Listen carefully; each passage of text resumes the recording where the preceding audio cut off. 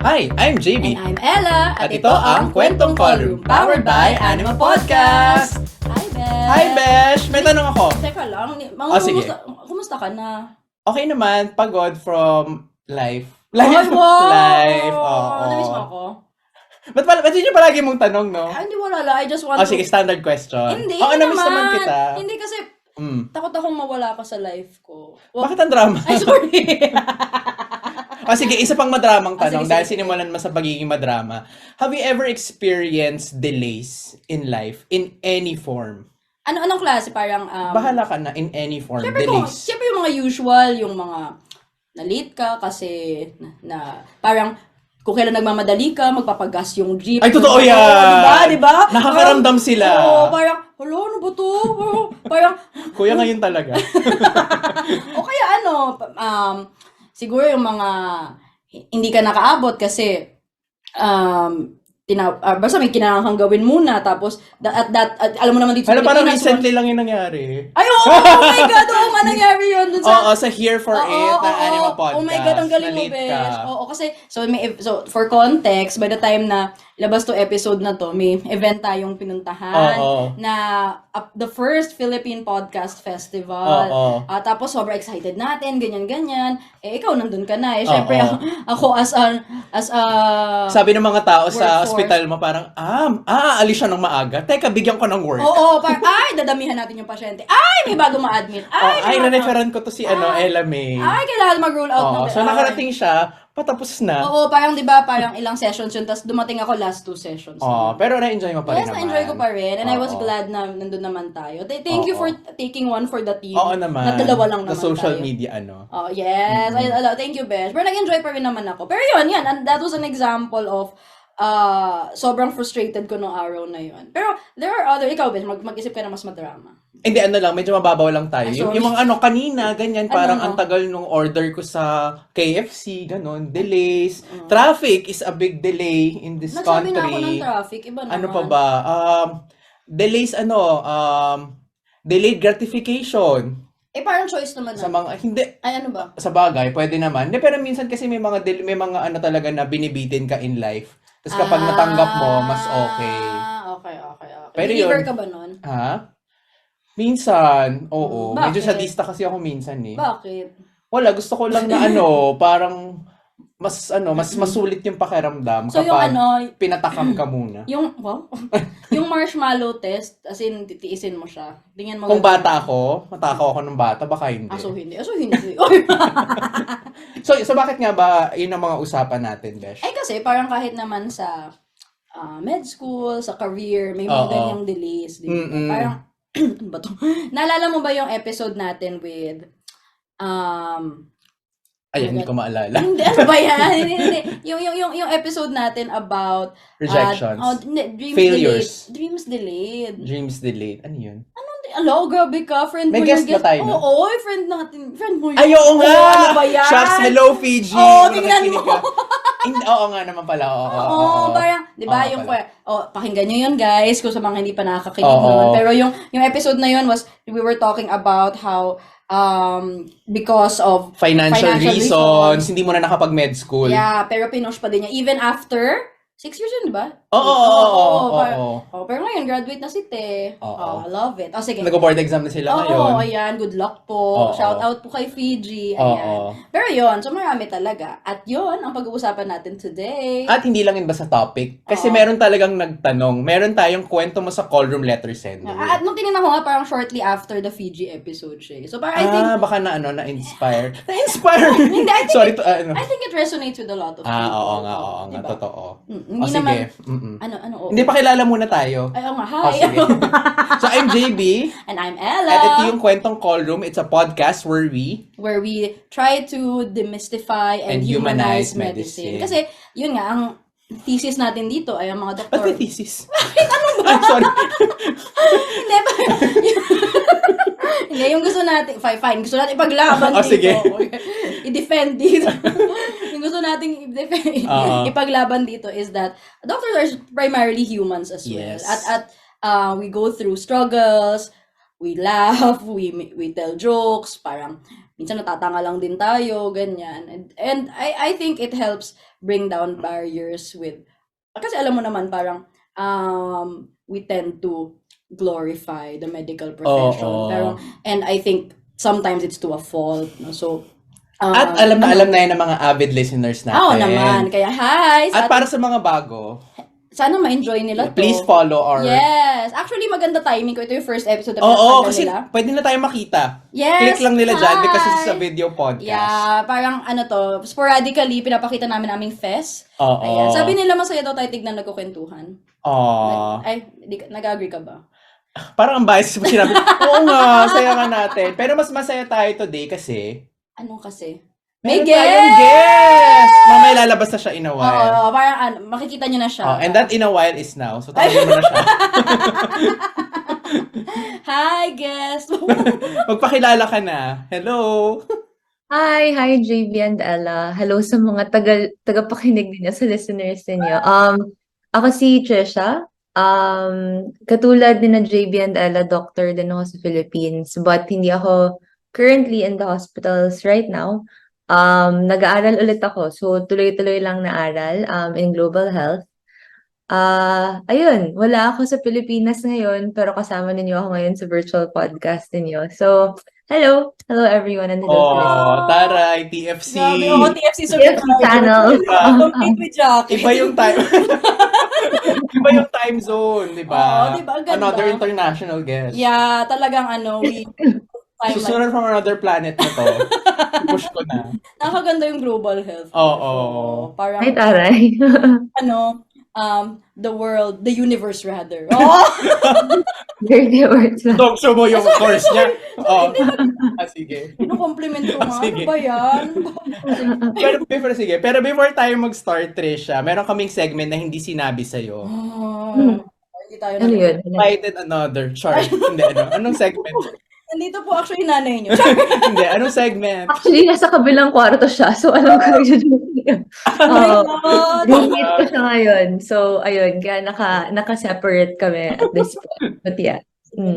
Meron kaming, so it's a version of fast talk, but we call it rapid. So, mabilisang tanungan lang, yes or no, or quick answers, whatever comes to your mind. Yun na yung mga tanong. Tapos, anything we can finish in 2 minutes. Okay. Okay, game. Nasaan na siya? Kaya mo yan. Game ka na ba, wait, ito Trisha? na. Game. Hanap ko na, sorry. Sige. Okay, ready. Ikaw mag-count. 1, 2, 3, go. Umiyak ka na ba during med school? Lagi. Masungit na consultant o masungit na resident? Both. In another life, ako ay blank. Ako ay journalist, siguro. If you were a Disney princess, sino ka? Oh my God, ang hirap nito. Baka ma-cancel ako eh. Ang hirap naman, dami nakaka-cancel. Pero una ko naisip is Snow White. Kasi yun yung favorite ko as a child. So, ayun. Pero hindi ko na siya favorite ngayon. Disclaimer lang. Okay lang. Alam ko si Che, no? Sige. Grabe ka. Ay, sorry. Makakancel ka din. High heels or sneakers? Sneakers. Favorite vital sign? RR? Joke naman. Hindi ko alam. Wala Your po. comfort food? Tinapay. Forever. True love or thriving career? Oh my God. True love. Pumabangon ako para sa blank. Para sa errands. Kasi ang dami kong to-do list. Yun. Same. Sinigang o adobo? Sinigang. Scrubs or white coat? Scrubs. Oh my God, ang hassle ng white coat. Init-init sa atin. Zoom or face-to-face? Face-to-face. Walang ligo, walang kain. Walang kain. Oh my God. Medyo obsessed ako maligo. So, walang kain na lang. Anatomy or physiology? Anat. Anat na lang. Saturday or Sunday? Sorry? Saturday or Sunday? Sunday. Favorite series? Friends. Long weekend next week. Ako ay nasa blank. Nasa kama. Tulog. Late pero nakapagkape o maaga pero hindi nakapagkape? late pero nakapagkape. I'm so sorry. Late kayo. Your go-to stress reliever? My dog. Aw. Last question. What would you tell your younger self? Chill ka lang.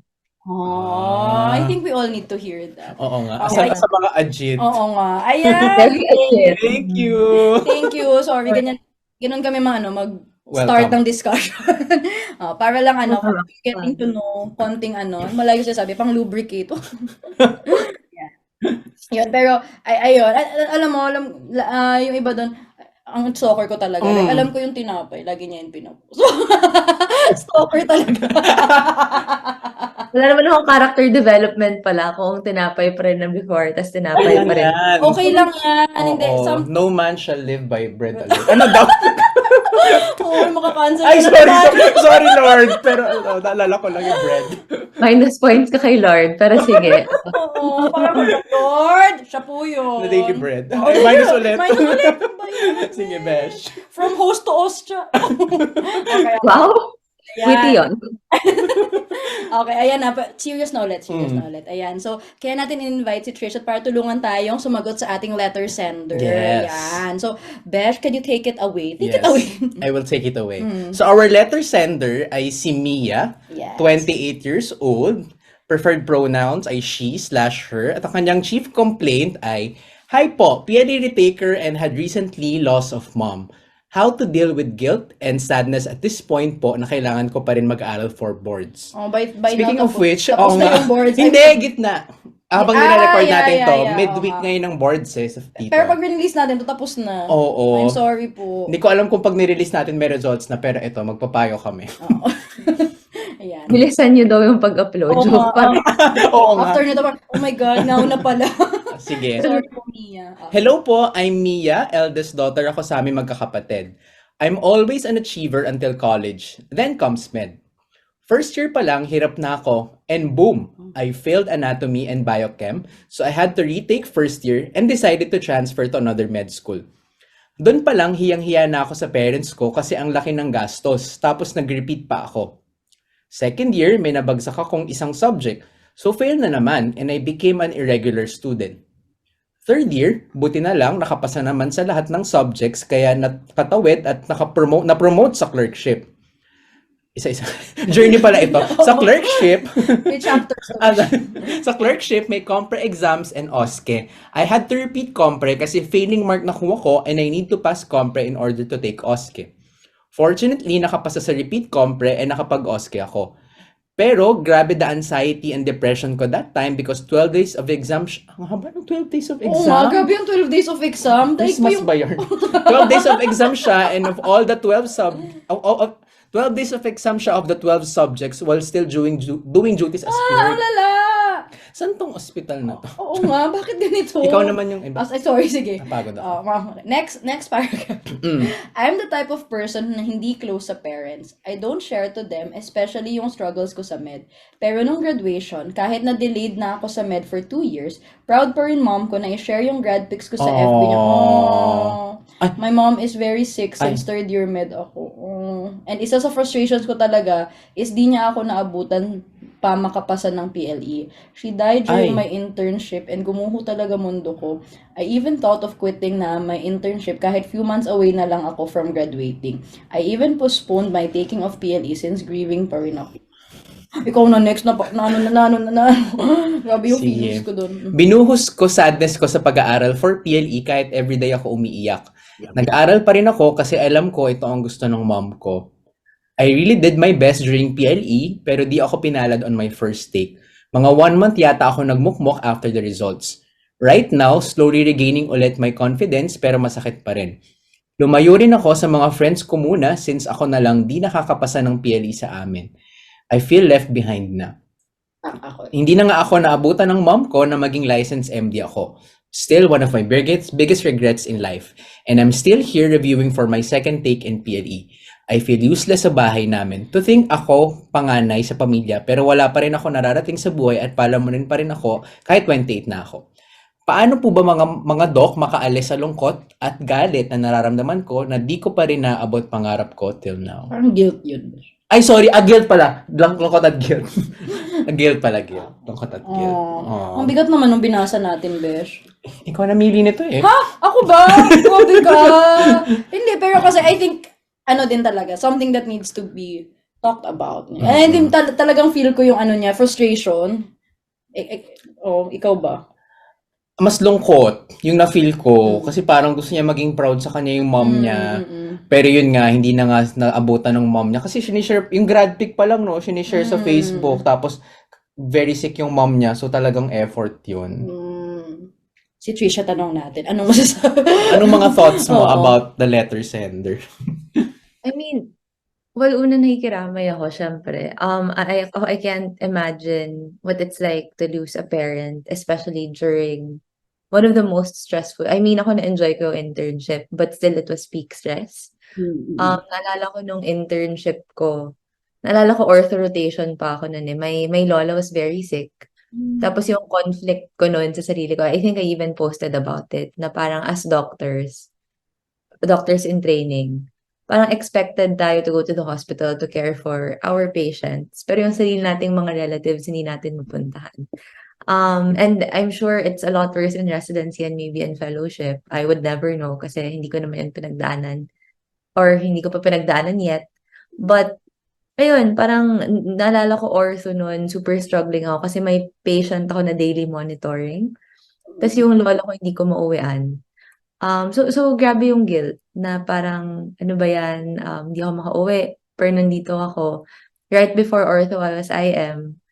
Tapos, syempre, ICU patients yun, nakikita mo lagi. Pero parang nalilimutan mo yung sarili mong relatives. And that for me was a struggle. I lost my grandmother in the middle of internship. Tapos nung time na yun, parang ang hirap to function. Pero alam mo, you need to function. Kasi if you don't, may makeup ka na duty or something. Na parang, medyo malungkot na parang the world won't stop for us because we're going through something. So I really feel for our letter sender ngayon. Naging Ate Charo pala. Ayun, parang I can't imagine what that's like. So nakikiramay talaga ako. More so because I think part ng pangarap din talaga ng letter sender natin is mabalik sa parents niya yung investment sa kanya and yung pagtitiwala sa kanya, especially after having gone through like everything she's been through. And ang hirap na parang you don't have anyone or you don't have the person around to share it with. Lalo na yung pinakagusto mong tao to be around that time. Mag-interject lang kayo anytime or kung may question. Nalulungkot lang ako inside pero sige go. Oo nga. Pero Hindi, pero parang ayun, like ako I can't really say na I know how she feels, pero parang I went through a similar experience before when I was a bit younger in men. I'm happy my mom is still here, my dad isn't though. Pero yun, parang katulad niya, super high achieving din ako nung younger years. Medyo star student ako. Sa probinsya kasi ako pinalaki. So alam mo yung parang kailangan lahat talaga ginagawa mo. So at the time, when I was in high school, grade school, lagi akong top 1 sa class. Nag-musical, required kami na may musical instrument. Required kami na may sports, student council ako. So parang high functioning talaga. But then, when I moved to Manila, naalala ko yung college ko, first ever exam ko sa math. After being an MTAP and a math contestant all my life, nagka-D ako. As in, parang ba't D yung grade ko dito? So, super devastating. And I think it spiraled up until med school na first semester of med school. I'm not sure if same kasi to other schools, pero kami modular kami. So, napasa ko yung first module, napasa ko yung second module barely. Pero yung nag-head and neck na kami, nabagsak ko siya by 0.03%. Like, naalala ko pa yung ano na yung grade ko doon. As in, parang nung time na yun, I wasn't excited about medicine din. I always thought kasi na medyo napilitan lang ako to go into medicine. So, kanina during our fast talk, napag-usapan natin, I would have been a journalist if I weren't a doctor. So, I think that was a dream I realized very late na. So, I was towards the end of my pre-med. And then I realized ko, ay, shucks, parang ayaw ko pala ng science. Parang ayaw ko pala mag-medicine. Pero yung parents ko gusto talaga nila na may doktor silang anak. Ako masunurin naman ako. So, sinunod ko lang yun. I didn't have a plan for myself after college. Sabi ko, sige na nga, mag-med na tayo. But super half-hearted ako into it. Naalala ko mga classmates ko noon, some of them baka kilala nga ninyo. Grabe sila mag-aral. Pero parang ako, rumaraket ako na nagjo-journalism ako on the side. So I tried to balance that. I wasn't smart with my time. So ayun, nabagsak ko basically yung head and neck module. And because modular sa school namin, I had to repeat the year.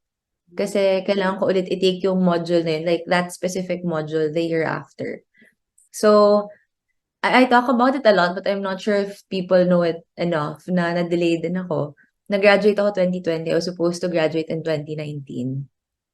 Tapos, many times gusto ko na talaga sukuan yung med, basically. Na iniiyakan ko siya lagi, na parang sinasabi ko, ba't ba ako nandito? And part of it is, you're looking at the world outside or what world you would have lived in if you weren't in med school. Kasi nakaka-drain naman talaga to be in the confines of med for so long.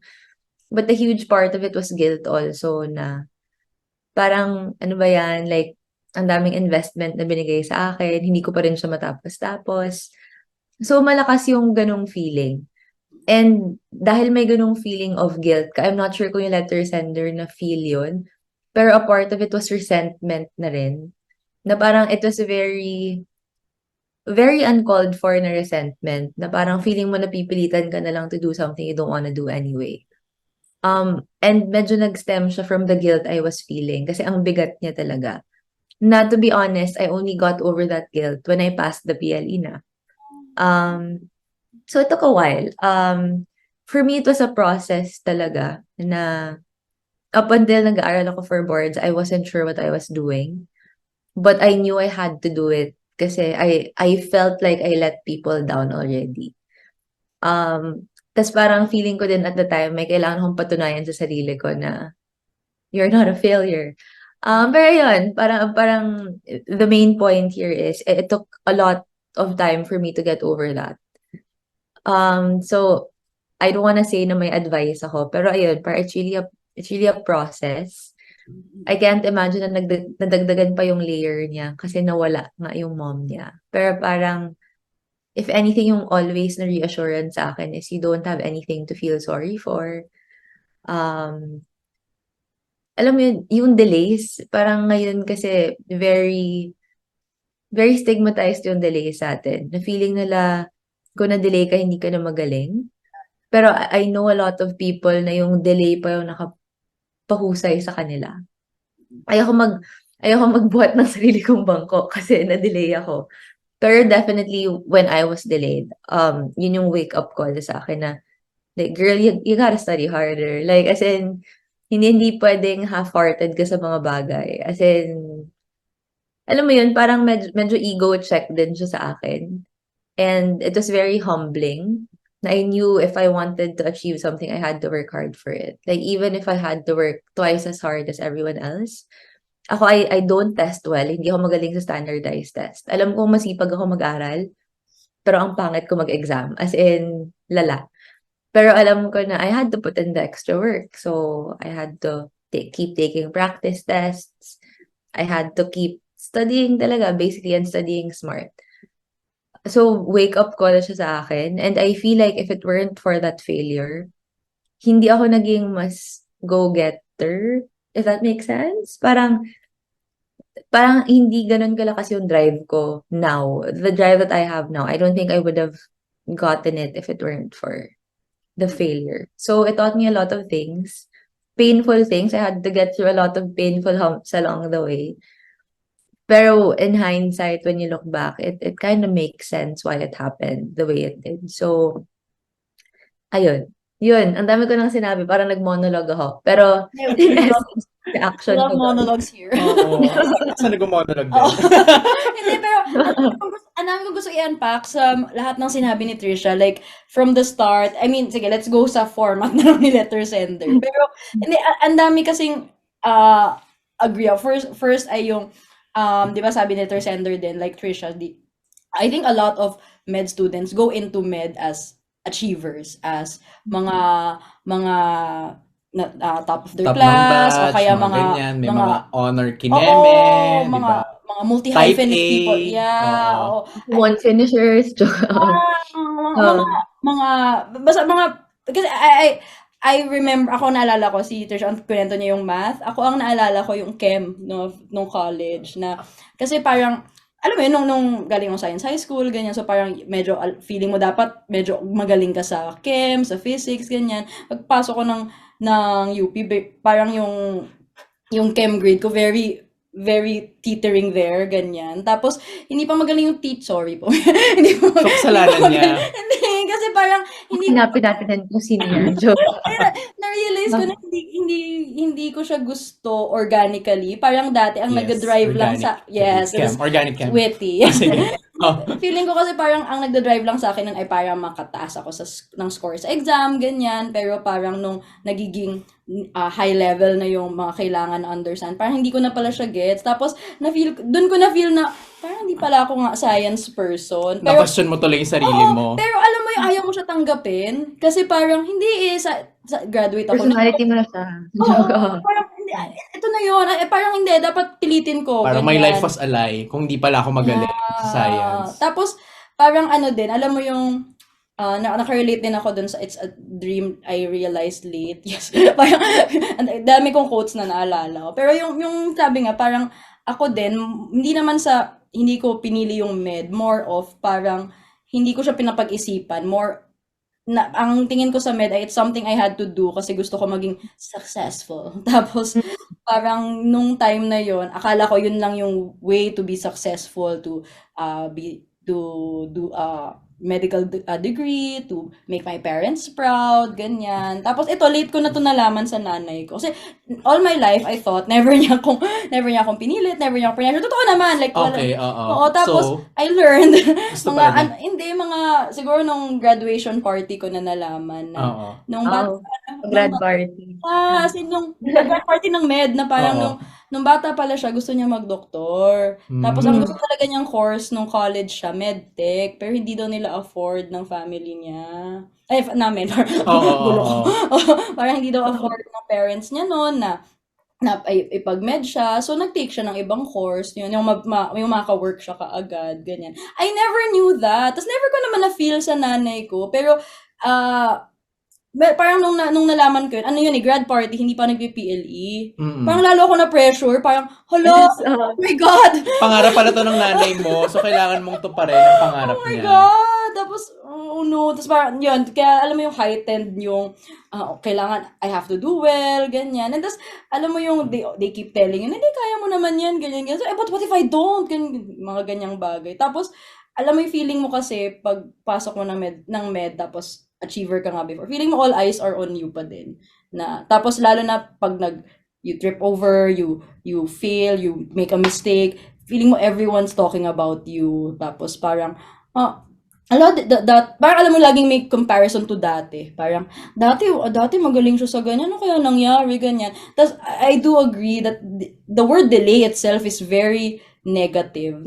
As if it says na, hindi, delay siya. So, parang ang connotation ay, True.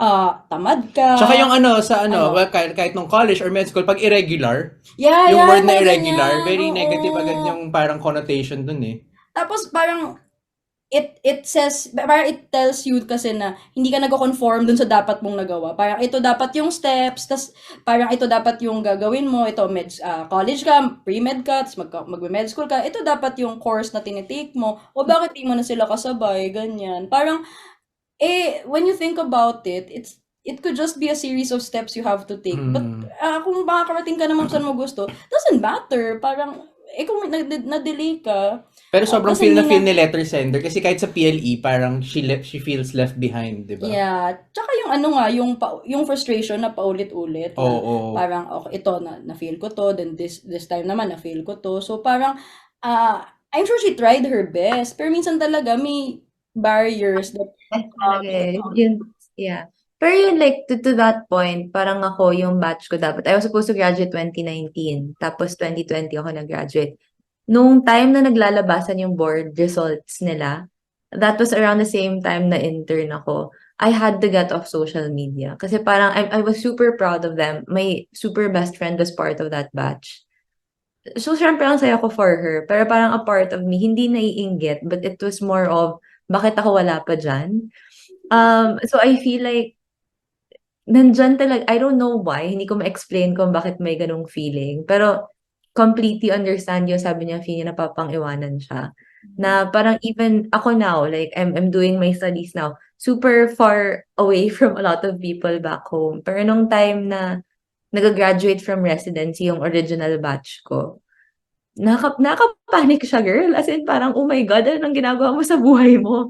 Like, tapos na sila mag-residency, ikaw nag-aaral pa rin. So, parang, hindi ko alam kung Filipino thing siya or kung culture talaga natin na feeling natin kailangan laging on time. Which is ironic kasi Filipino Yeah. time tayo. Siguro yung ano lang, oo, yung kay letters, siguro talagang, well, yung isang main point ay very valid yung nararamdaman niya. Yeah, super. Parang mayroon tayong dating guest na nagsabi na umalis din siya sa social media. Si Yeah, PCPG ata yun, Si yung dati naming guest na parang dahil nga parang 6 years siyang na-delay sa pagpasok sa med school. Syempre, ang dami na gumagraduate from med school. Parang kahit sobrang proud siya, hindi niya maalis sa feeling. Lalo na for example, yung boyfriend niya kasi ay nagme-med din. So parang pag lumalabas sila, tapos nag-uusap sila about med stuff, napag-iiwanan siya kasi hindi niya pa-gets eh. Diba? Parang kahit sobrang friends sila nung college, pero yun nga, parang kay letter sender, sobrang valid yung feeling na left super. behind, or parang feeling, hindi mo ma-explain na inggit or something, di ba? Yung social media talaga na yan. Hindi, tsaka, The worst. yung feeling naman, alam mo yung, parang the way I verbalized it was before was, I'm really happy for you, but I can't put your success next to my perceived failure right now. So, alis mo na. Taray. Yes. A poet or something. Panag-isipan ko yan. Hindi, kasi What in another life? minsan hindi naman talaga sa ayaw mong maging happy for the other person. It's just that, nisip mo din sarili mo. Yeah, totoo. Yeah. Hindi naman yun mali eh. So, if I think that's one thing that we can advise if meron man na if she needs to distance a bit, not naman as in wag na sila kausapin, ganyan, but just to preserve her mental health. Pwede naman yung gawin. Yeah. O, i-unpack pa natin, Besh. Anong next mo gusto i-unpack do? So, from her frustrations, then... Ano pa ba? Feel ko yung frustrations niya na parang nare-reject siya palagi. Ayun nga, parang feeling ko naman yung bawat delays or bawat failures niya, wake up call. Pero parang it's very frustrating na bakit parang paulit-ulit na lang na minsan naiisip mo, ako na ba to? Or parang sobrang against lang ba sa akin ng universe? Kaya parang ganito yung nangyayari sa buhay ko. Pero ang galing niya kasi she still persisted eh. At saka nakagraduate na, di ba? So, di ba? Parang kudos to her. Yes, as in. oo. Kasi parang feeling ko ako weak-willed ako. Feeling ko kapag reject ka na ng isa, parang baka hindi na for you. or parang Feel the mo next time I try, hindi na ganun ka push kasi parang may takot component ganyan. Oo. Na parang ang galing niya, sobrang resilient niya to think na ang dami niyang pinagdaanan. Wala lang ang galing kasi yung sabi nga ni Trisha kanina about it will come to a point na mahi-hate mo yung ginagawa mo kasi kahit pa it started as a dream or something positive or something, even if you really wanted to do medicine, kapag umabot siya sa point na ganito, parang question mo lang, why did I even come here? Maintis ka na lang din sa circumstances, ganyan. At saka yung sinabi pa ni Trisha kanina about us doctors na kinailangan mong mag-report for duty kahit anong mangyari. Like yung sa mom niya. Yeah. Parang ang hirap nun eh. Like, ang hirap na hindi mo nakapapasok, isipin mo, sino gagawa ng trabaho mo, makakaabala ka sa iba. Tapos yun nga, parang di naman titigil yung mundo. Lalo na kung medyo toxic pa yung work environment, baka sabihin na parang, dapat mag-attend ka kasi may mga nangailangan sa yung mga ganong attitude na as doctors na gusto natin na magpakabayani for other people, pero yung sa sarili nating family, hindi natin mabigyan ng time. It's another can of worms kasi yun, na Oo. parang bakit kasi ganun yung training? Bakit sobrang git-git yung kailangan ito lang yung workforce, pag di siya pumasok walang papasok. Parang bakit ganun? Even yung sa orientations natin, na parang naka-specify doon, di ba may special section on attendance, tapos naka-specify na if you're absent, parang it's equivalent, one duty is equivalent to 3 days, unless you have special circumstances. Specify na death in the family, where you will only make up one duty. Parang ako, Meron pa rin. Oo, parang ito wow. rin, parang talaga, like, wala lang, like, medyo isa yun sa mga frustrations ko, having seen a lot of people na nawalan ng relatives during the training, na parang, how do you expect them to function? Parang for me, it's so dangerous, basically. Pero, again, another kind of worm, sabi ba? Right. Ano lang talaga siya, parang sobrang nainis ako sa medical training that way, whether med student, resident, fellow, kasi parang bakit sobrang dependent na pag wala ka, wala tayo ibang option. So, kailangan maghanap ka ng kapalit. I understand we're in the business of saving lives, pero kasi life ka rin ako. Parang how can you take care of another person kung ikaw mismo hindi ka buo, di ba? Ang dami kong batchmates nung med school na namatayan ng mom, dad, grandparent during med ko. Tapos, alam mo yung balita mo lang, uy, namatayan daw si ganyan. Tapos biglang makikita mo siya, uy, ba't ka nandito? Duty ako. Parang, Diba? Yun yun. Or mag-trans ako. Parang, seryoso ka ba? Yun yung concern natin ngayon. Pero wala parang bakit biglang ang technical bigla kapag ganitong bagay? Eh, di ba nga, we're supposed to be more understanding of these circumstances because we literally handle life and we see death a lot. Tapos, pag nangyari siya sa kapwa natin doktor or health worker, parang biglang, kailangan niya pumasok, ganun. Anyway, hindi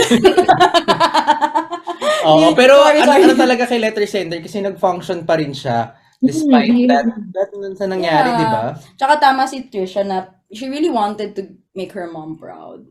I think may ganong inherent pressure din talaga on us na given that even if med school is our dream or being a doctor is a dream, ang hirap niyang i-invest. Alam mo yung mga magulang kapag sinabihan mo na, ay, magdo-doktor yan, tas baby pa. Parang, hala, ang laki nung iipunin nila kasi magbe-med school pa, ganyan. Tapos parang, alam mo yun, alam ko namang nagjo-joke lang sila to supportahan ka naman nila. Pero parang, magastos ako, ganyan. Tapos, naalala ko dati kasi, di ba sa UP yung tuition, kailangan dalin mo yung cash. Talaga ba? Hindi. Ay, sorry. Oo, tapos dala mo dapat. Kasi walang credit card option. Walang pang ganon. GCash. Or, GCash. Wala pang ganun nun. Hindi ba yung managers check something? Mahirap ganyan, yung managers check. So, dala-dala yung cash. Oo, so parang naalala ko noon kapag mag-enrollment, parang kailangan ganyan lang ako sa bag ko. Ganyan kasi. Baka mawala. Oo, kasi oh my God, magaling pa yung pera ko, ganyan. Totoo. Pero, grabe, an arm and a leg just to get through a semester. Tapos, I understand ang laki, alam na nga niyang malaki gastos, tapos, feeling pa niya, she failed her parents. Tapos another layer na panganay siya. Yeah. Tapos parang feeling niya, siya yung panganay, palamunin pa rin siya at 28. Kasi yung med school talaga, yung pagka-doctor, sobrang delayed adulting. Yeah. So parang ang tagal mo maging productive in a sense na financially, di ba, sa family mo. So added frustration din yun sa kanya. Yung nagpapahatid ka pa, like, yung Bangko de mama pa. Oo. Tapos yung Hindi ka palagi. my brother is younger than me, pero parang nag-med school na, parang hinahatid pa niya ako, nililibre pa niya ako kape, ganyan. Oh, I'm so sorry. Ganyan. Super like, ako, may little sister din ako, tas 5 years apart kami. Kino-compare ko kung ano siya ngayon at 23 versus ako nung 23 ako. Parang namang ginagawa ko, humihingi pa rin ako ng pangkape sa nanay ko. Pero siya, like, sobrang, alam mo yun, na parang very, very generous with, pag bibisita kami, siya na bahala ng lahat, etc. Na parang ako, I want to be generous, but I don't have the means to be generous at that point. So, parang, ano talaga, medyo nakaka-phase siya na, hindi ko alam paano mag-taxes at malapit na ako mag-30. Yung mga ganung level, na parang lahat, kailangan mo matutunan super late in the game, na hindi maintindihan ng ibang tao na struggle din siya. I think a lot of people feel kasi na once you're a doctor, you're good to go. Pero parang hindi. Wala ka pang alam after the PLE basically about life. So, super relate. Like, hindi ako panganay. So, hindi ko alam kung gaano yung pressure sa kanila. Pero as a middle child with a younger sibling, ramdam ko na parang, oh my God, sobrang pabigat ko versus like everyone na younger sa akin. But yeah. Totoo talaga na parang I realized from this episode na even if parang med school baseline is a one big delay in life. Parang pag pumasok ka parang pag pumasok ka ng med school, it's like I don't think we tell this enough to aspiring doctors na once you go into med school, you're basically saying that you're going to put life on hold for a few more years before you actually battle. Kasi yun nga, people think, okay na yun, doctor na siya eh. Pero parang no one tells you na after PLE pala, parang ang dami pang kailangan gawin. Even if you start practicing, ang dami mo pang layers, ganyan. Tapos parang hindi ka rin naman assured of a good income or a stable practice after PLE. Parang nabudol talaga tayo dito. Budol talaga siya, sir. Oo. So gets natin yung letter sender when she said na parang wala pa siyang nararating sa buhay at 28. Because same. Yes. Diba? Oo, ako 31 na. Diba? Nag-duty pa rin, ganyan. Oo, parang In training pa rin. nag-report ka pa rin sa consultant, papagalitan ka pa din. Oh my God. Oh. Pero sige, let's try to kasi parang nakirant lang tayo Oo, sa kanya. ano na ba? Nakaraan lang tayo, yun nga. Parang so now that we've established that all her feelings are Are valid. and ang hirap ng pinagdaanan Yes. niya, and in fact, We understand the frustrations. yeah. Oo. Pero ngayon, anong sasabihin natin sa Oo, kanya? paano daw ba makakaalis sa lungkot at guilt Mm. na nararamdaman niya? Na di pa rin niya naabot yung pangarap niya till now. Partly nasagot na ni Trisha Oo, yung Eben. oo. Parang, yung sabi niya na, well, una, yun, it's not, parang it's something that a lot of people go through. Tapos, kudos to her for getting through that. Tapos, yun, yung, if you can distance yourself, ano pa, Mm. Besh? Yung sa akin, paano, Yes. paano makaalis sa lungkot? Oh. I think, mahirap siya. Siguro, if you have that time, siguro pag narinig mo to na after na ng PLE, pwede mo namang i-process talaga yung lungkot mo kasi very valid naman yung feelings niya na nalulungkot siya for everything that has happened in her life. Pero, sana ma-realize niya din na she deserves a pat in the back na parang ang daming niya nang napagdaanan and despite that and despite that, 'di ba? Nandito siya ngayon at nagte-take siya ng at nakapag-take siya ng PLE, 'di ba? Mhm. Yeah. Yung sa guilt naman na naramdaman niya, I think mahirap siya mawala pero baka lang, hindi ko alam sa kanya, baka minsan kasi tayo ni nagpuput ng sobrang pressure sa sarili natin. Pero kapag kinausap pala natin yung mga involved na tao or yung mga iniisip natin na nape-pressure tayo, hindi ko alam kung nabubuhay pa yung dad niya, baka naman yung nagpapaaral sa kanya or sumusuporta sa kanya, Kapatid, no? yung kapatid niya, baka hindi naman ganun yung naiisip. I don't know, baka it will help to talk her feelings out to the people concerned para lang mas malighten at mas makapag-usap sila kasi baka much of the guilt that she feels is actually self-imposed. Si Trisha ba? Hindi, yun, parang ako naisip ko rin actually is ako dati how I function is kinompartmentalize ko din. I know na parang it can be a toxic, parang toxic advice to give to people. Pero pag masyado ka kasing emotional, you can't function as well. And that's something I had to learn the hard way. Na parang, naalala ko, sabi ko sa inyo, I resented everyone. I was so sad about myself and my circumstance for most of med school. But I realized that was harming my patients, it was harming my peers, my family, kasi lagi akong masungit forever, which wasn't really helping a lot. And it was harming myself, na parang most of the perceived na pang the down was internal galing din siya sa akin. So maybe parang to learn how to let go of some emotions or to learn how to, alam mo yun, parang park it muna and then balikan mo siya kapag may oras ka na talaga to do it. Like for example, yung PLE. Kung lagi ka lang malungkot, I don't see how you can function effectively kung yun lang laging nasa isip mo. So parang, syempre makikita niya to pagtapos na yung PLE. But I hope you don't let the thoughts consume you. Like, definitely process it, balikan mo siya, or else it'll haunt you again. But maybe at the right time where you have the space to actually entertain all these emotions. So, sadly, feeling ko as doctors, we can't really afford to listen to how we feel all the time. Because feeling ko when we do, sobrang bigat niya. But that's something that we have to we have to try to learn, I guess, yung pag-compartmentalize talaga. Alala ko So, lang kapag yung rotation benign, mas doon ako nakakapag-isip. Kasi mas totoo yun. na parang for example, no offense meant to some rotations, for example, Makaka-cancel ka talaga. grabe ka! Sige na nga, di ko na papangalanan yung rotation. O baka sa benign na rotation, papaisip ka, parang, worth it ba itong ginagawa ko? Ba't ba ako nag-duty? Pwede, yung mga kasama ko sa college, kumikita na ng ganito, may mga ganito silang mga investment, mga sasakyan, bahay. So ako nandito ngayon, wala, nag-duty, ganyan, nagmo-monitor. Monitor. Ayaw pala, nagmo-monitor, ganyan, di ba? Kumukuha ng dugo, ganyan. Nag-extract. Oo. Mm-mm. Ako ang naisip ko naman, parang if it gets really overwhelming, parang if she feels the need to step back for a bit lang. I mean, it might sound counterintuitive na parang may delays na nga tapos parang magsa-stop ka pa muna or at least to give yourself time to breathe. Pero minsan kasi talagang overwhelming siya. Tapos, di ba sabi mo, pag sobrang benign, napapaisip ka.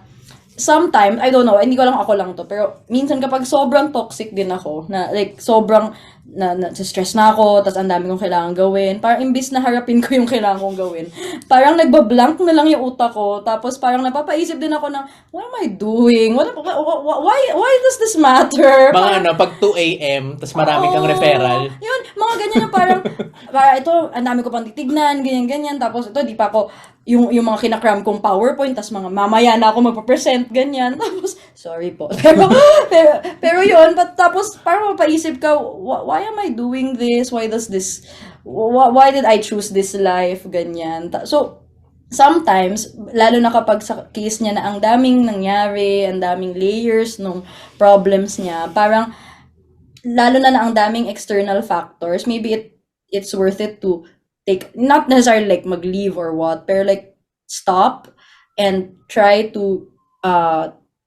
process and know yourself more. Feeling ko kasi that's something I didn't do going through med school. Para it was all, okay, graduate, okay, next level, okay, mag-residency, okay, ganyan. But I didn't take the time to ask myself if this is what I really want to do or what am I planning for myself without other people's opinions chiming in. Like, ano ba talagang gusto ko? Para I never allowed myself that space until sobrang na-burn out na ako. And doon ako na, okay, wait, I need to process this muna. And ako parang, continuous asking about yourself. Para kasing, one way I like to put it is, as medical students, we keep chasing for the answers, but we never look for the questions. Another poet. Dahil dyan, yun na ba yung final words of advice kay letter sender? Ano ba yun? Kasi ako muna. Sige, ikaw. Sige. So, itong portion Final na to. yes, Final words of Yes. Sa akin, lang, I like to leave her with a quote. Wow! Yes. A quote! A quote! Oo. Lalaban ako dyan. Ako lang naman yung nagsabi. Your quote. Ito natin. Ako lang to. Oo. Alam ko na yan. Ikaw na dreams delayed are not dreams denied. Yes. Ikaw. Ay, yun lang. One-liner lang pala. Oo, maikli Ay, lang. sorry. Ako parang may narinig akong quote ni Mark Twain. Totoo Wow! naman talaga. Mark Twain! Yeah. Search ka natin, mamaya mali. Bawal mag-search. Sige. Narinig ko lang siya recently na. Narinig. Kay Mark. Ano sabi ni Mark? Sabi ni Mark, I've lived through 100 disasters, few of which actually happened. So, sometimes we live in the shadow of our anxieties. But of course, may mga bagay na talagang nangyari. Na for her, it's the delay, it's the death of her mom, it's the pressure she puts on herself. But I guess ang mabibigay kong advice ay try not to add to the fire by burning yourself more. Yes. Talagang Hindi ko kasi hindi ako prepared with a quote. So yung quote niya na lang yung akin din. Yeah. Totoo yan. Very true. True bestie. Sabihin ko. But, He's a Swiftie. hindi, siguro, tama. Tama naman lahat ng sinabi niya. So, agree with plans. And then, kasi yun, parang, ako give yourself a break talaga. Yung sa kanya. Na parang, ang dami mong pinagdaanan and I don't think she even realizes it kasi mas nagdo-dominate sa kanya lahat ng masamang nangyari. Which is not to say na invalid yung lahat ng nararamdaman niya, but more of, yun, ang daming thoughts na medyo mas self-depreciating na siya. Na it doesn't come from anyone else but yourself. So, ayun, give yourself a break. Hopefully, pag marinig mo to, doktor ka na. Pero sana i-upload nila para sabay-sabay tayo. But also, if hindi, like, it doesn't mean na you're any less of a person because hindi mo naabot yet or hindi mo naabot yung feeling mong kailangan mong abutin. So, ayun. Like, the same advice I would give myself, sana chill ka lang. Kasi, parang, yung lagi naman sinasabi sa akin din ng magulang ko. And I think this is what helped me through it all. Na parang, it doesn't make sense now, but when you look back, like, in the long run, you will understand why those things had to happen. So, parang ako ngayon, even the most mundane things na dati, tinatanong ko, ba't ko ba ito pinagdadaanan? Eventually, pag tingnan mo, the dots connect and you will realize why it had to happen the way it did. So, for all you know, part to ng story mo na it will make you a better, not even a better doctor, but a better person. So, ayun, like, we have to go through the waves, but I hope yung tiwala niya na it's all happening for a specific purpose. Sana matibay pa rin yun. So, ayun, ninyo akin. Wala akong quote, sorry. Dapat mas No, okay na yung from Trisha Robredo. Love it. Ganda. Maglalagay natin sa plaque. Letter sender, kahit delayed yung advice. Kasi ano na nga eh. Oo, kaya mo yan. So, kahit delayed yung advice about delays, parang sana mag-connect pa rin yung dots. Yes, agree. Yan. Pero, ako na feeling ko it was also a cathartic episode for all of us. Ikaw ata yun. Wow, Ano ba yun? I'm not Mia. I'm Ella. Pero yun, thank you so much, Thank Trisha, you, Trisha. for helping Thank us. you. Oo nga. Ang special naman ito. Sorry. Yeah, parang, wow, talaga nagalit ka. Gusto mo problema mo yung pag-usapan natin? Hindi. Trisha, may gusto ka babatiin? Wala. Ako, thank you lang. Thank you for inviting me to your podcast. Ako, masaya ako na nakatagalog ako. That's why. Kasi hindi ako nakatagalog dito. So, masaya magsalita ulit in Tagalog. Pero, Oo nga. siguro lang ako. Pero yun, and to yung mga medical students, para maybe it doesn't make sense lang now what you're going through or why you're going through what you're going through. But if this is something you know you want, for me, carry on. Tapos yun, parang it's nice that you take it seriously, but I also hope that you give yourself the breaks that you need. Kasi, yun, that's how life is. Kailangan na patuloy, lightly. So, ayun. Yan.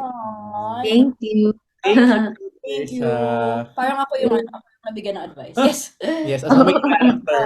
Kwento Sa ko to. Kwento mo yan eh. Pero sana magustuhan rin to ng mga listeners Yes. natin. And if they liked our podcast, I hope they follow Kwentong Callroom Podcast on Spotify and Facebook and at Callroom Podcast on Twitter and Instagram. At dahil gusto na naming marinig ang chika ninyo, meron na rin tayong FB community. So sali na kayo sa Kwentuhan sa Callroom. It's our official community page kung saan pwede kayo makichika beyond our podcast episodes. So search nyo lang Kwentuhan sa Callroom on Facebook. That's K-double-char. Siyempre, tuloy-tuloy pa rin ang pag-post natin ng episode question every Friday, 9 p.m. At pwede pa rin kayo makisagot through the Facebook community and through all social media pages. At sa mga gusto mag-submit ng questions, concerns at chief complaints, Like Mia, open na open pa rin ang Kwento Mo sa Callroom. It's a Google form where you can submit your questions to us. Kung mapili yung kwento mo, pwede namin yan sagutin in one of our future episodes on Kwentong Callroom Podcast para sa pa-advice at words of wisdom namin. So to submit, punta lang sa pin post sa aming FB and Twitter pages where you can find our link. This was a very fruitful episode. Maraming fruits. Wow. Yes. Delayed man, pero nakarating din. And I think, sabi ko nga, I think it's a problem that resonates with a lot of medical students. Maybe not the same journey, but we all feel at some point that we're lagging behind. And that's never a good feeling, lalo na in a very pressured environment. So, sorry, I needed to say something. Sorry na, last na yun. Thank you again, Trisha. Thank you. For being in the pod. Yeah. With that, I'm Ella. And I'm JB. And this has been Kwentong Call Room.